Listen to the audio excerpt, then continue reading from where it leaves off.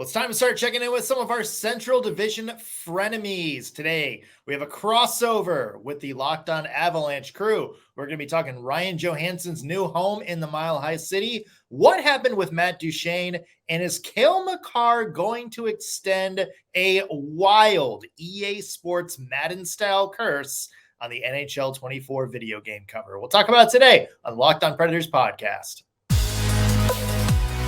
Your Locked On Predators, your daily podcast on the Nashville Predators. Part of the Locked On Podcast Network, your team every day.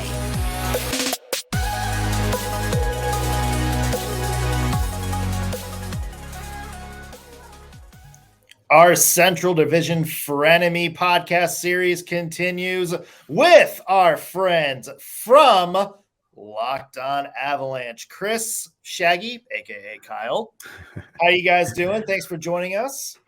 Doing okay. Like we talked about on our episode on Monday that this was last week was an unplanned vacation for us. Like we planned to do our normal set of shows. Things just happened where we couldn't. So it was a nice week off. We're a little bit more rested and just another week closer to opening night puck drop. So this is the black hole of the offseason, but we're slowly making our way through it. So it's almost over. We're almost there. So close. Yes. But anything Avalanche, we're not supposed to be rested. We're supposed to be injured. That's what last week was. We were day to day all week last week. There you go. Yeah, I expect to see one of you just on this podcast with a cast or fighting through some massive leg injury right now. Career ending, possibly, but not really. Yeah. So somebody, maybe, no offense, much more important that we will ask about in kind of that same vein in a little bit. But first, I feel like the headline between our two teams was that little trade made right after the draft. Ryan Johansen going to the Colorado Avalanche for basically what would amounted to be a salary cap dump. Preds retained half of that salary. So what do you guys think about the addition of Ryan Johansen and how he's going to fit in that Avs lineup? For me, it remains to be seen. I'm happy about it. I think it was a good move, but we still have to just play it out on the ice actually and see if it actually does work. But it was a move that they had to address that position. And it was, something that they didn't wait around to do, which I think was the right thing, because the longer that went on and you don't address their 2C hole, then people are just asking all these questions like, why are you not addressing this? It was one of the very first things that they did. So you got that out of the way. I don't know. I think I like it. It's so funny how when it happened, there was a little smattering of Avalanche fans who said, "Oh, now we can get that guy. Maybe he can stick his hockey stick into other goalies' masks now." Like, and I'm like, "Come on!" Like, there are some people that think he deliberately did that, and that if you can deliberately do that, he would have had so many more goals. Oh my, yeah. Oh my God. It would have been the best stick move he made all season. I mean, that's just brilliant if you could do that. But we were not on that page, just so everybody knows. So, and that was just like I said, it was, and I don't think those people like honestly meant it. I think they genuinely are happy that it seems like it's shored up, like that position. Mm-hmm. Is it Nazem Kadri 2.0? I don't know. I don't think so. But what Nazem Kadri gave you for the first handful of seasons, I think Ryan Johansen can do that. I don't think he can do what Nazem Kadri did in his last year with the Avalanche, 80-something points and go off. They don't really need him to do that, although they would not say no to that. But they just need him to be a solid presence in the center position for the second line and not really move from there. I think you can at least give him that. When it came to the end of the season and how it ended, it wasn't ceremonious. And then when you looked at how the 2C position was addressed with Nazem Kadri leaving, it was kind of, we'll promote from within. And that was Alex Newhook last year. And he finished the year on the fourth line. Like, it's one of those that method didn't work. And Going into the offseason, it was, what are we going to do about 2C? That was the number one question. With the Raijo move, it answered that question. And like Chris said, it might not be a Nazem Kadri 2.0, but the potential is there. He knows what he's doing. You know what you're getting. You don't have to guess on who's playing 2C tonight. You don't have to ride the hot hand. You know what you have at 2C, and you can build around that. And I think that's what the Avs are looking for going to this season. You have that question answered. Yeah. Can I make you guys feel more optimistic about this? I was gonna get your take on it. I kind of wanted to know, like, what was the reason? I mean, the reasoning was a salary dump, but the fact that he's gone, does it hurt your team? Like, yeah, give me. We're getting as much info from the people in the know that watch him way more than we do. Get their feedback on it. So yes, please go ahead. This is my take on it. And I think Nick and I may differ a little bit on this, because I had a very different take on Ryan Johansen end of the season, which of course, he missed the end of the season with his, cut leg skate injury, kerfuffle, which was just awful. But in the post-game locker room cleanout, we got a chance to talk with him. And it seemed like a very hungry Ryan Johansen, y'all. Like, I think it was extremely hard on him and some of the other veterans too, but I really felt it from Ryan Johansen and the things that he was saying. He was very inspired by the way the young Predators had played down the stretch, trying to remain competitive. But this was a guy who was hungry to get back out there. And it just... For me, I was most disappointed about this move because I wanted to see what came next for Ryan Johansen, because I felt like this is somebody who is really hungry.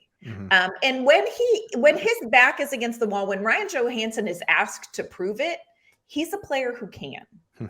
Kind of the same thing happened when he was unprotected in the expansion draft with the Seattle Kraken, and then he came back in and he had this great season.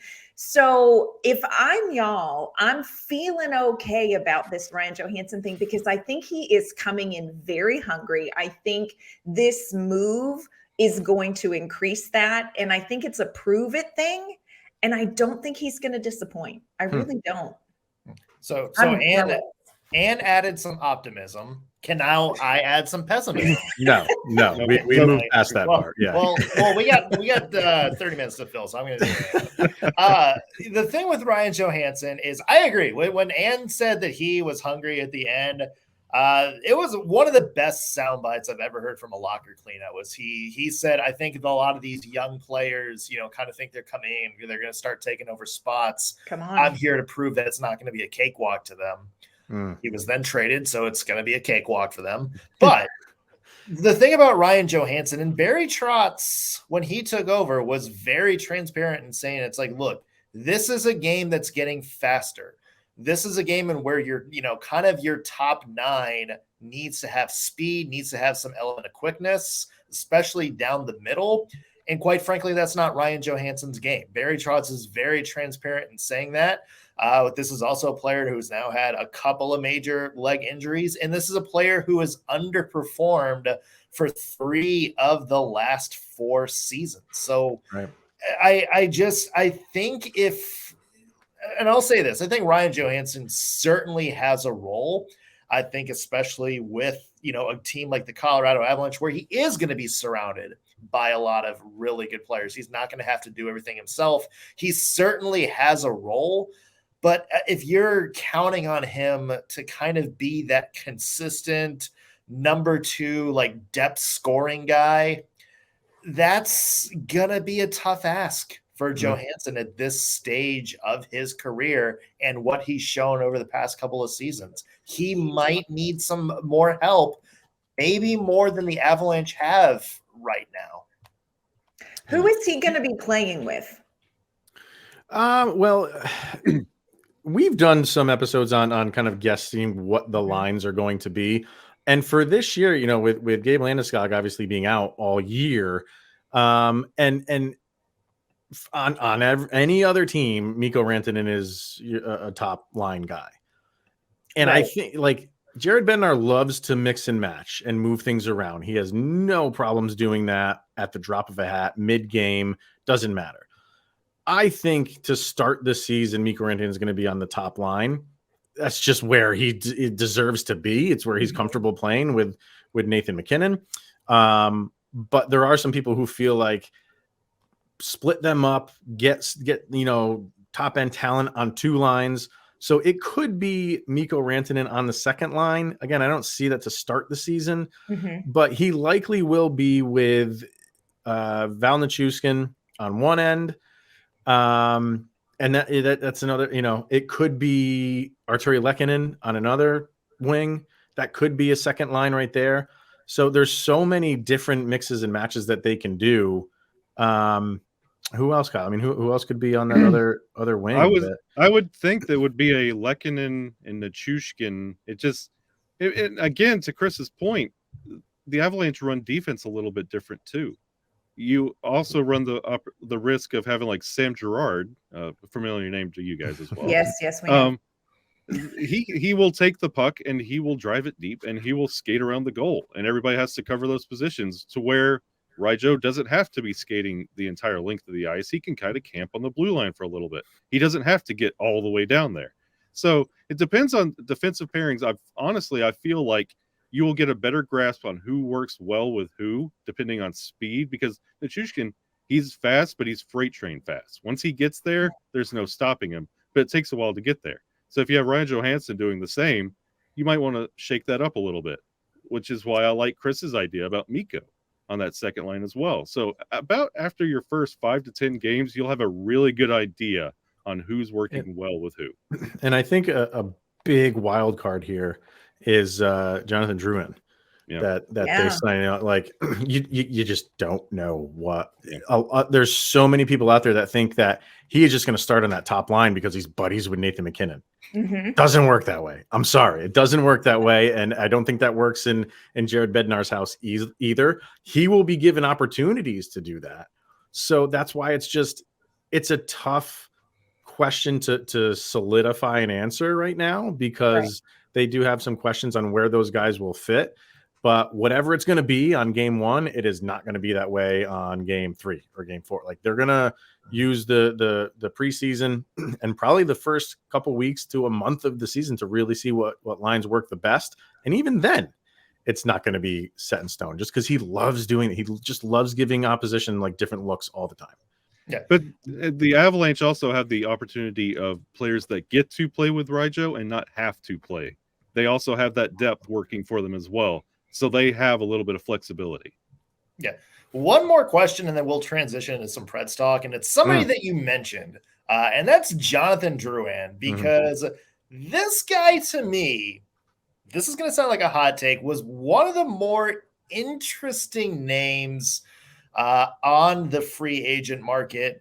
We talk about him just not having a good scoring year, 2 goals, but he did have a decent number of assists. And as Ann and I have pointed out on our podcast, would have been 4th on the Preds in assists last year.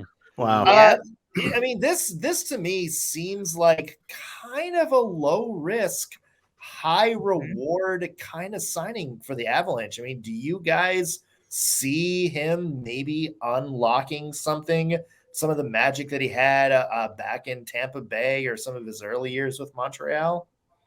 You can look last year at what they did with Evan Rodriguez. He's getting paid now because of his contributions in Colorado last year.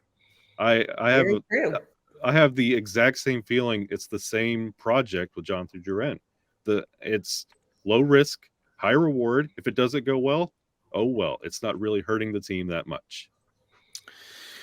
I'm still in a wait and see approach with him. I think, I mentioned before that a lot of people are thinking just because he's matched back up with Nathan MacKinnon, it's like we got the band back together. And like, no, it's the league is why he is struggling so much. It's not like he had a great career with Nathan MacKinnon because it was a different league. He just performed well in that league. This is the NHL. It's just, but there is something to be said about just, new environment, new system, new team. Like, there is something to be said about that. So because of that, I'm kind of holding out hope that, maybe they can pull out of him what was always expected of him and what he hasn't been able to accomplish really, like, for the majority of his career.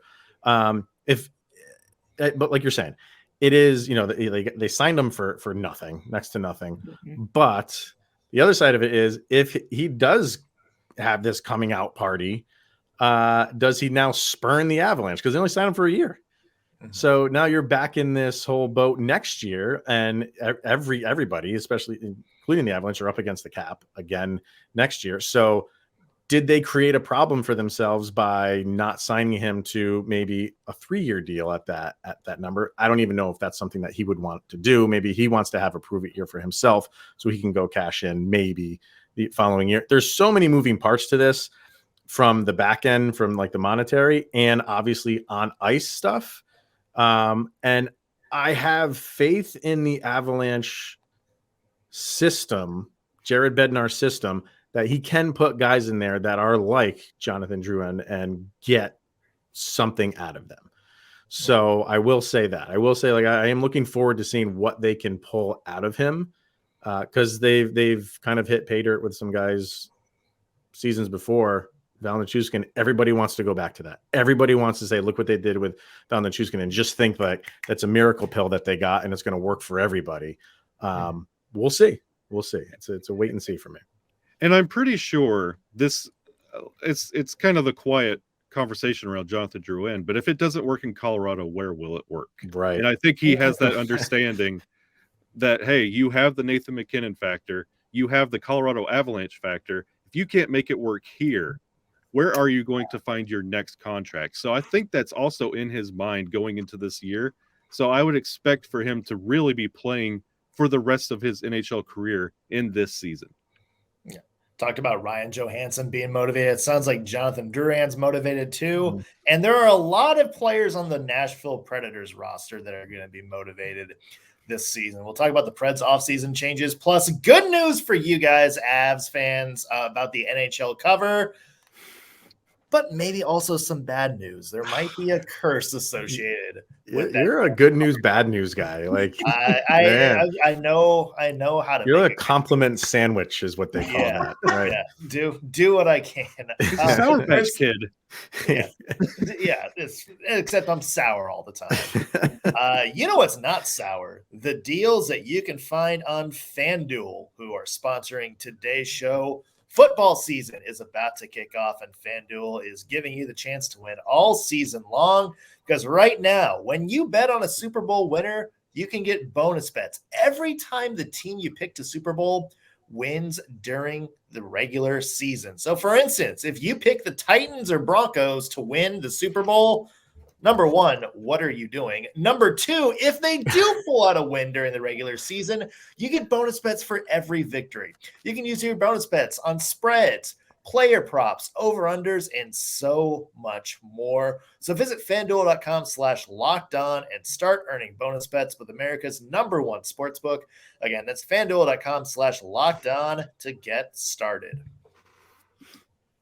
All right, we are continuing our Central Division Frenemy series with Chris and Kyle from Locked On Avs. The Preds are chock full of old Avs players, Ryan O'Reilly and Tyson Barrie, just to name a few. So our next question is, I guess, are there any players you can think of from like 2013 to 2016 that are going to be future Preds here in a little bit? Francois Beauchemin, are you doing anything? We were kind of just before we hit record, just kind of reminiscing on that, and for some reason these two teams are connected in so many ways. Not just that they play in the same division, they just seem to either make trades, make deals, sign free agents. They're just in and out. There's 1 degree of separation between these teams, and it's the sister wives of the NHL, friend. Yeah, it's crazy. But I think the one that Kyle and I want to know, and what Avalanche fans want to know about most, is our old friend Matt Duchene. What happened there? Did everyone? Did you see that coming? And maybe this goes to the Ryan Johansen thing too. Mm-hmm. When did Barry Trotz kind of make this known, like this stuff was going to be happening like during the season, or because he didn't really take over until like after the draft, right? Isn't that really like when he officially took over? So was he not really playing his or showing his cards during the season, and then once the draft was over, he started doing this stuff, and the stuff being like what he did with Matt Duchene. So Barry Trotz was really working alongside David Poile, I think, from really January on. So he was involved in a lot of the conversations. Right. I don't know that, he was necessarily pulling all the strings at that point, but he was very, they kept everything real kind of quiet about what they were doing until the trade deadline. And you just didn't have to be Scooby-Doo once they dealt Matthias Ekholm to realize what was happening, and Nino Niederreiter and, everybody's firstborn for Tanner Jeannot, so you knew that something big was coming.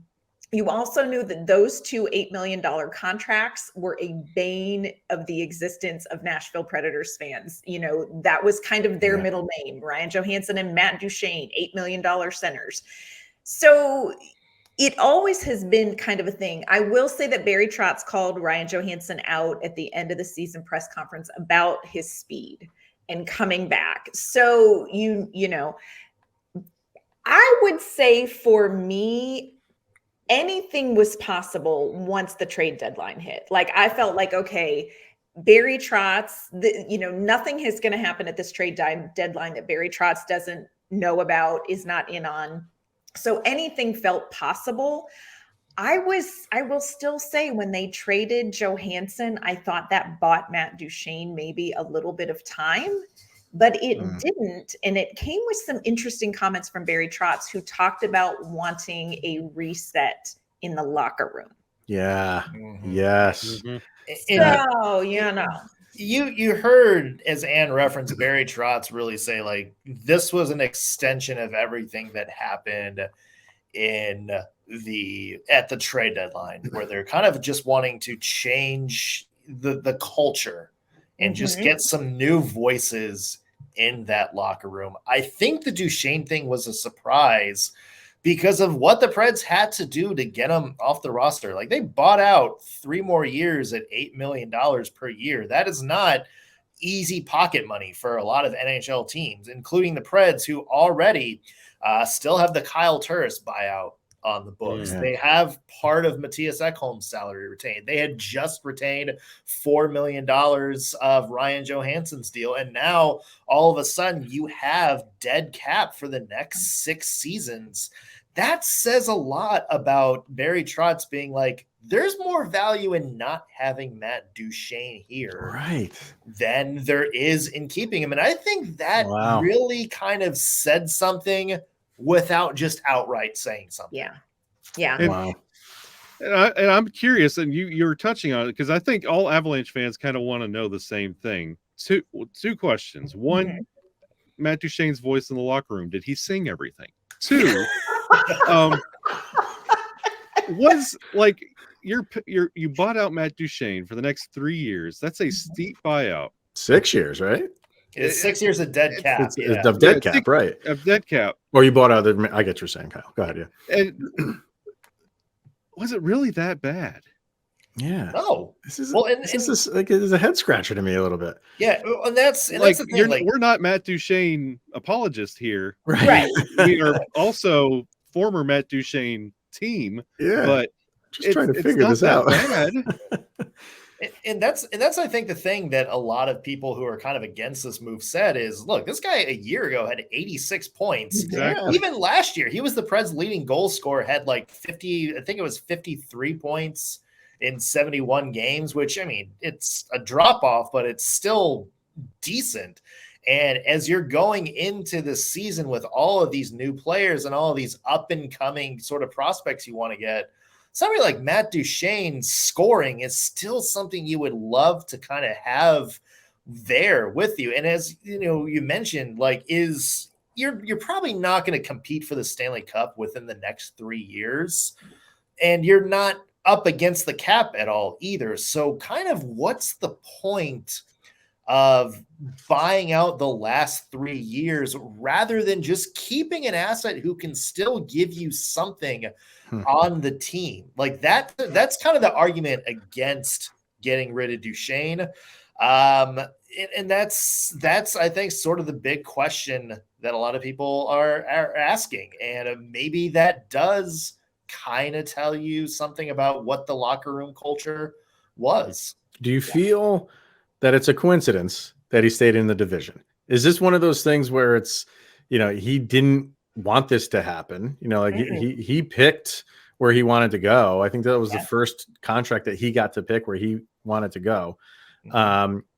And do you think he stayed in the division to face off against the Predators as much as possible during the season and kind of stick it to him another way and go to a team that is expected to contend for a cup?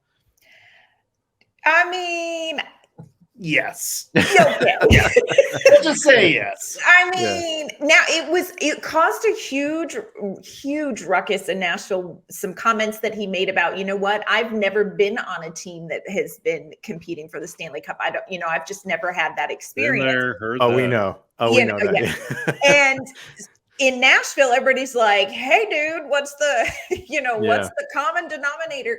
But I see his point. He really hasn't, timing wise, like the Nashville Predators weren't going to get there.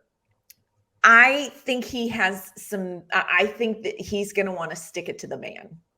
I really think Matt Duchene, when he comes back, is going to want to stick it to the man.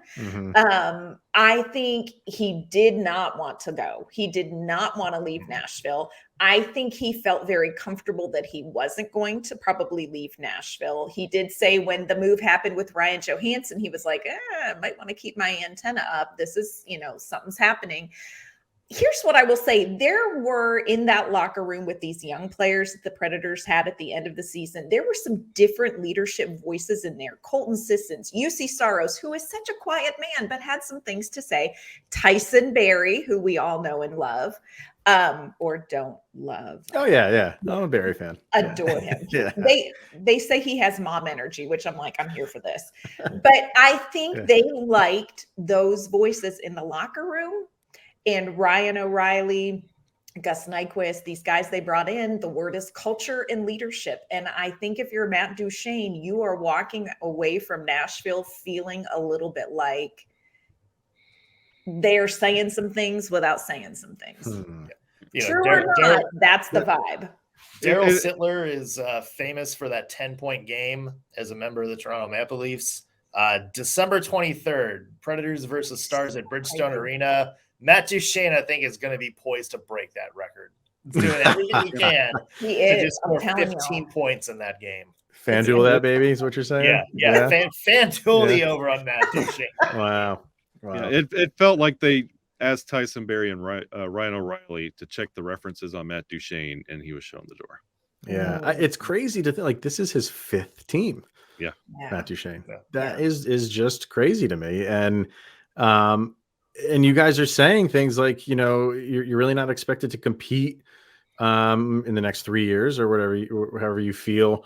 How did they attract someone like Ryan O'Reilly then? How did they, what was what do you think the reasoning is O'Reilly wanted to go there coming from Toronto? I don't know if Toronto was really, I don't know. I didn't keep up with what Toronto was doing, so I don't know if they were trying to bring him back. And I'm not trying to minimize what's going on in Nashville. They have a great fan base and are always in the mix. We know who we are. We know where we are. So I mean, but right now, as it stands today, if you're giving me the options between Toronto and Nashville and they both want my services, I'm probably going to Toronto.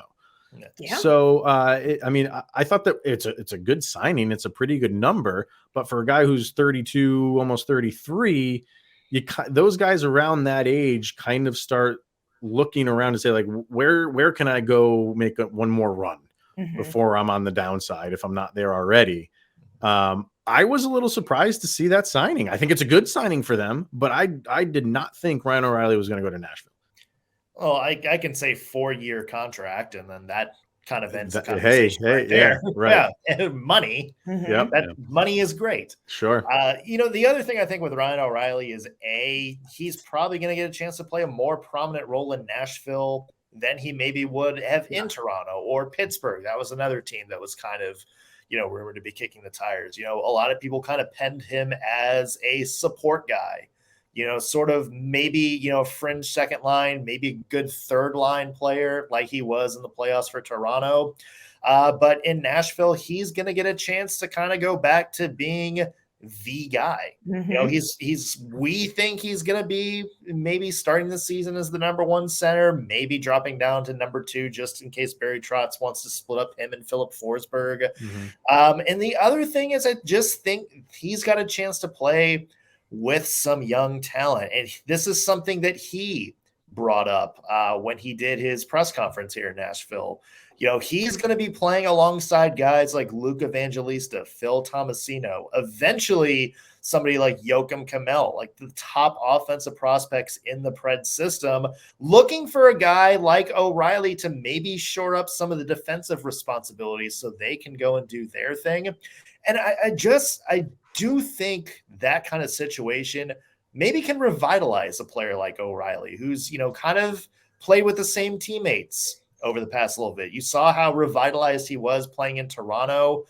Going to a place like Nashville, you're playing with a lot of hungry young players with something to prove. We saw that at the end of the season last year for Nashville, how well a lot of these young guys did and how guys like, Tyson Barrie and Ryan McDonough elevated their games to play with them. I do think somebody like Ryan O'Reilly looks at that and says, this is a chance to kind of step in and revitalize my career playing with players who have something to prove. Could be. Yeah. Go ahead, Kyle, if you got anything. Yeah, it's interesting at least, but when you talk about 4 years, I mean, Nashville's a great place to be. You're not, like you said, you're not going to be contending for a cup, but that's a team that it's okay to not contend for a cup because there's a lot of cultivating and growing, and it's a great environment, great fans. The Toronto media, it's one of those things that if you're not winning the cup, you're getting grilled in the offseason. And in Nashville, everybody understands we're building something here. So true. If I'm Ryan O'Reilly, that might be a little bit more comfortable, especially in that stage of life. Like, I think I could be okay being in Nashville instead of having to prove myself year after year after year in Toronto and still not making it. Yeah. And I think you're saying everybody here in Nashville, like, we know who we are. For the last 3 or 4 seasons, ever since that Stanley Cup run, it's been this, hey, we're going to add 1 or 2 pieces and we're going to be right back in contention. And that's never unfolded.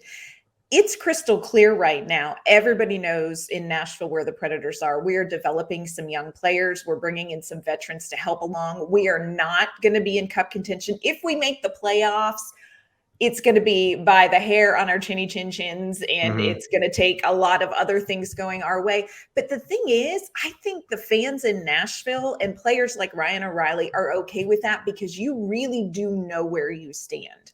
And I think there's been a lot of frustration in the locker room and in the fan base being sold a different bill of goods than what really could transpire on the ice. So I think it is a better place. And I think you're onto something when you're talking about the media pressure as well.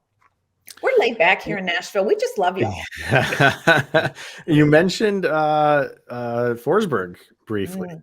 And God, like he's an Avalanche killer. Like whenever he plays against Colorado, he just seems to perform, which is no surprise. I'm sure he does that against the other 30 teams as well.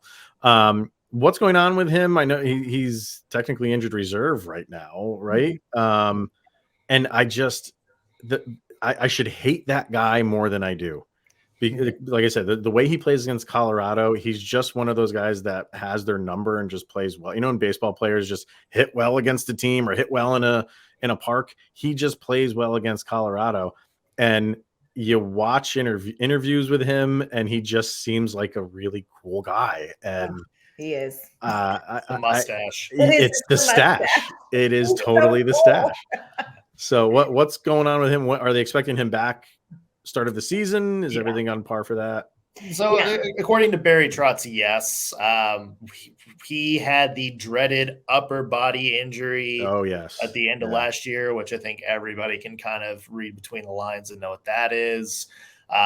So, according to Barry Trotz, he's on track to come back next year. There's maybe some whispers that, hey, if the Preds got into the playoffs last year, maybe he would have been kind of ready to go. That was sort of the rumors. Nothing really confirmed about that. But, that's a player that the Predators need to stay healthy And that maybe is kind of contributing to the Predators' scoring woes, is that Forsberg quite simply hasn't been able to stay healthy the past couple of years. Look, if the Predators want any chance of making a surprise playoff run, at this point, it's got to start with Philip Forsberg. Yeah. Because who else is going to do that up front? And it's funny also because you look at kind of the way Andy Burnett runs things, you may not get like another 97-point season from Roman Josi. He's still going to be one of the best offensive defensemen in the NHL. Don't get me wrong. He just may not be the guy that facilitates every play. To me, that's got to be Philip Forsberg. That's the guy that's got to take the reins and take control. But it's got to start with him being healthy, something he hasn't been able to do for the past few seasons. Yeah. And we've talked to, on our show about Philip Forsberg. This is kind of his season to be the guy. For a long time, it was, we called it the Jofa line: Ryan Johansen, Victor Arvidsson, and Philip Forsberg. And those three were fantastic during that Stanley Cup run, the next President's year. And then he was with Matt Duchene. And so they kind of were the guys. Well, now Philip Forsberg is the guy. And so it's kind of his team, and Barry Trotz is really counting on him offensively as being like a core player. Like, you're going to be the guy that carries this team offensively. So, that's the role that he has this season. If he can stay healthy, hopefully he can do it. Well, Nashville Predators fans, I'll let you know, when you get rid of Shane, Nathan McKinnon got better. So good things happen. Good things might happen for people stepping up to be the guy. Maybe. And I can say this: the best Forsberg to ever play in a Predators uniform. Whoa! Slow down there, Ghost Rider. do want to ask you guys one question. So, of course, the NHL 24 cover athlete was announced. It is Cale Makar. Congratulations. Congrats. I guess I did so much to. I did everything. Well done, guys. We can see the hard work and dedication that went under there. I'm wondering if you guys are aware of the NHL Madden style curse. I mean, well aware of the Madden curse. I don't know too much about the NHL cover curse. So it's not necessarily player specific, but this was tweeted out by Jay Fresh today. Okay. In the past 27 editions of the EA Sports NHL game, dating all the way back to 1997, only 2 players and their teams have moved on past the first round of the playoffs. Wow. Only twice in the past 27 years. And only one player in history, which was Patrick Kane in NHL 10, actually won the cup that year.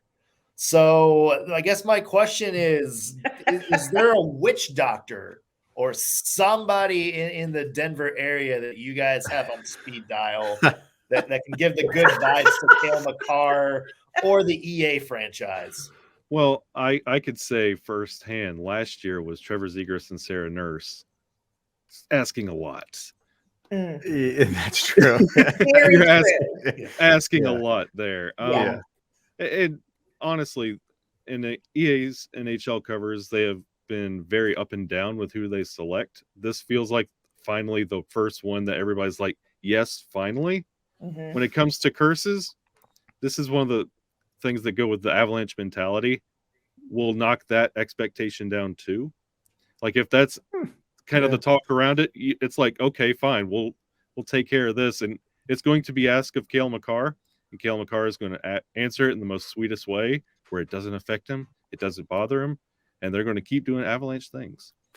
I first of all, who comes up with that stuff? Like, who realizes that only 2 players made it past the first round? I'm just always continually amazed by that stuff. But I think this is well, not this year, it's not, but I think it's a good season for this to happen again, based on what happened to the Avalanche last year. That is going to be in the back of their mind all year long, and then once they get to the playoffs, they're going to have a chip on their shoulder. They did not play the way they wanted to. against Seattle. It was Seattle got them out of their game. Going in 0 for on the power play didn't help the entire series, but so could he become the third player? Sure, but I think it's just a culmination of everything that happened last year and all those injuries that they had. Just moving on beyond it, but I continue to be amazed at how Cale Makar is creeping up, and maybe some people think he has even passed Nathan MacKinnon in popularity, because Kyle and I have talked many times about this EA cover thing before it comes out. And the guy that we always tout as being like deserving of all this stuff is Nathan MacKinnon. And it is shifting to Cale Makar now. He is becoming that guy that is becoming like the popularity thing is kind of going in his direction. And I don't know if it's just because he's a little bit younger and the younger crowd can relate to him because of his age, or it's just because he's got that baby face and it reminds them of like their brother or something, but he just seems a little bit more relatable. He is a nicer guy. Nathan MacKinnon is a bear. He doesn't give you good interviews. He's just focused on performing from the time he wakes up to the time he goes to bed. And Cale Makar is a little bit more fun loving and freewheeling. And then when he gets out on the ice, it's like, holy crap, look at the stuff he's doing out there. So I was a bit surprised that Cale Makar kind of beat Nathan MacKinnon out to be on the cover, but he's just as deserving as MacKinnon is. So yeah, we'll see what he can do. Who's more valuable to the Avs? Which one of those are more valuable? I'll tell you Cale Makar right now. Why? Wow. Honestly, we've Cale Makar is a generational talent. He is changing not just the current state of the NHL, but the future prospects and the young kids watching Cale Makar play and how you handle defense and the skills you need to really thrive in this game.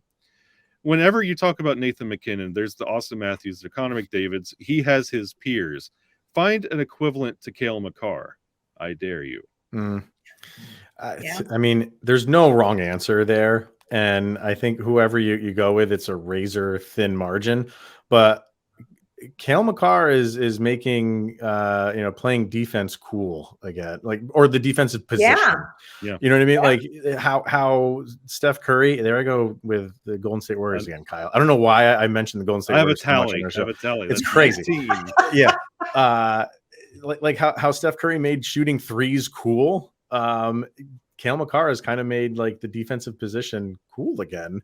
And for that reason, I don't know, man, that is such a tough question because they bring so much to this team. Mm-hmm. You take away one of those guys and they clearly are not the same team. I tend to lean a little bit towards Nathan MacKinnon just because when he gets on a roll, it's just fun to watch. But the same can be said for Cale Makar. It's those two guys they're invaluable to the Avalanche right now, both of them. Yeah. You guys have Cale Makar. We have Roman Josi, two players who have just absolutely put up video game numbers. Yeah. Erik Karlsson with San Jose last year, now with Pittsburgh, of course, had the 100-point season. Does it feel like with this kind of group of players, we're kind of going back to those Ray Bourque, Phil Housley kind of days where the defensemen are just kind of more freewheeling, maybe a little less, just stay at the blue line, maybe a little bit more involved in the play? 100%. Yeah. And that is, if you don't do that as a defender on the Avalanche team, you're probably not going to be there or you're not going to get a lot of ice time. And even guys like Curtis McDermott, who are out there for one thing, he'll engage. And his offensive, I don't want to say his offensive game has increased because it hasn't, but his attempts, like he's trying. He's not just out there to just throw his weight around, which is he does it. But if he's got a lane and an opportunity, he's going to take it. And that's what they want him to do. It's not like he's going to take a shot and then get back to the bench and the coaches are going to be like, what the heck are you doing out there? Leave that to the McKinnons of the world. No, if you got a shot, take it. And that's true for really every defender on this team. And I think it is going across the league too, where it's not that hang out on the blue line, it's engage, and your teammates have to realize that. And then a forward needs to cycle back and take your place.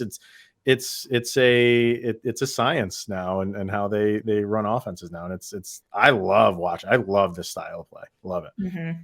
Absolutely. Yeah, you could see the players like Cale Makar and Yossi, and this new quicker how you handle defense. Those are the guys you sign, you hold on to, you keep. Everybody else, like a Nikita Zadorov, like a Eric Johnson, like those are the ones you manage and you sign for 1 year, $1 million deals. That's the way the NHL is going. It's like when fighting was phased out of the league, when those enforcers were just kind of floating. Cody McLeod, he was just kind of floating around without a place, without a role, because it wasn't there anymore. That's how the defense is starting to shift and how you're playing the game. You're wanting these quarterbacks that can take the ball and scramble if they have to. And I think that's a huge reason why they didn't bring. You mentioned Eric Johnson, Kyle. I think that's why they didn't bring him back. Mm-hmm. He's not that type of guy. He's the old school type of, like, he'll play defense and he'll play it relatively well, but he's not going to give you that offensive ability. And for them to not bring him back, he is Mr. Avalanche, even more so than Gabe Landeskog. So I think it was very telling that they were not going to bring him back because he just doesn't fit their system anymore. It's the way it's going. Yeah. Interesting to say the least, but I agree with you. I think it's extremely fun. I love that style.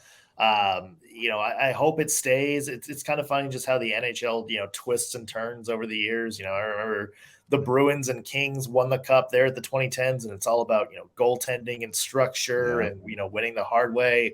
We've had the Avs, we've had, Tampa and, Vegas last year. Kind of seems like maybe we're going back towards maybe a little bit more free-flowing style, and that's going to be fun to watch. What do you think about goaltending? Because even goaltending, it's no longer that workhorse goalie.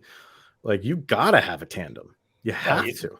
You don't think Aiden Hill is that workhorse? No. Me and Adam from Locked On Lightning, we talk about this all the time. He's got the workhorse over in Tampa. So of course he doesn't feel like they need to have like this duo and this tandem, because what they have is otherworldly. But for the rest, where the rest of the league is going, is you got to have those guys that are ready to go and take a good chunk of that workload. You're not splitting it 50-50, but you got to spell these guys that are your A1s. You have to. It's interesting, talking about that as we look at the Nashville Predators, because, we have UC Saros, and UC Saros, he usually in the last 2 seasons, I think, has tied or beaten Connor Hellebuck for most games played. This is a guy who is in net a lot. But last season they signed Kevin Lankinen, and y'all, even though Lankinen did not play, but I don't know what he played, 12, 14 games, something like that. It mattered that he was who you had in net, the year before that. And we love him. We're big fans. We think he's delightful, but David Riddick is not necessarily your 1B. I'm just saying, so even in teams like Nashville, where UC Saros is going to get the start, he is going to be in net so much of the time, he's going to play a ton of minutes. You still do have to have that backup who can step in and still steal a game or win a game. It is. I think you're right. It's becoming a tandem. It's a tandem league. Yeah. And regardless on what side of the coin you fall on do you need your stalwart goalie or do you need a tandem? Connor Hellebuck's deal's up at the end of this year. See how much he signs for and where. That'll tell you where the league is going. And that's interesting too, because Colorado, you guys won last year with Darcy Kemper and Francouz kind of just kind of going based on vibes in the playoffs as who was going to get that start. You saw what Vegas did last year, and it's going to be interesting to see if teams are willing to pay $9-10 million to somebody like Hellebuck, or for us, God forbid it comes to that, gives up a big package of, I'm just saying, Anne. Don't I saw give up a big package of picks and prospects for somebody like UC Saros, or if they're more of like what Vegas did and be like, as long as we get like a couple of above average and just get a rotation going, we can kind of piece together something. So it's going to be interesting to see which direction that goes. That's where the Avalanche are at. They are, they are not going to overpay for a goalie, and they've proven it twice now with Darcy Kemper and Philip Grubauer. They will give you, they'll go up to a certain amount. To his point, you pay 2 goalies, which you would pay 1 normally. Yeah. We have the hardware back here to show but that does work. Yeah. Sorry, I think I broke up there, but you knew where I was going with that. Like, if you don't want to play for this X amount, we'll go find someone that's just serviceable. We'll put an awesome team in front of him, and all he has to do is just play okay. And they think they can win that way, and they have been. So it's kind of where they're going with goalie position. Your camera dropping out and Kyle picking it up. That's the importance of having a tandem that can do it all. Right there. There it is. Yeah. Well, you guys, Locked On Avs, you guys are always a ton of fun, and we love doing crossovers with you. I'm sure, talk during the season. Oh, yeah. Until we get there, give us a pitch. Where can our listeners find your work? Over on Twitter, you can follow us on the social media outlets over there, LOPN_Avalanche. Or I always call it Twitter X now, whatever they want to call it. So, and same thing on Instagram is just Locked On Avalanche. Obviously, our YouTube page, subscribe to that.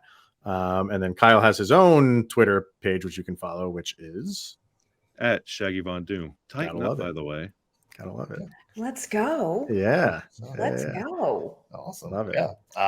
You guys can find us at LO_Predators on X or whatever that's called now. Yeah. But yeah. I can't wait till it goes away, to Brian be totally honest with you. represent. And you guys be sure to subscribe to our YouTube too. Just search Locked On Predators and you'll find us. Make sure whichever side of the team fan base you guys are joining us at, guys, subscribe to both shows and tune in for new episodes later this week.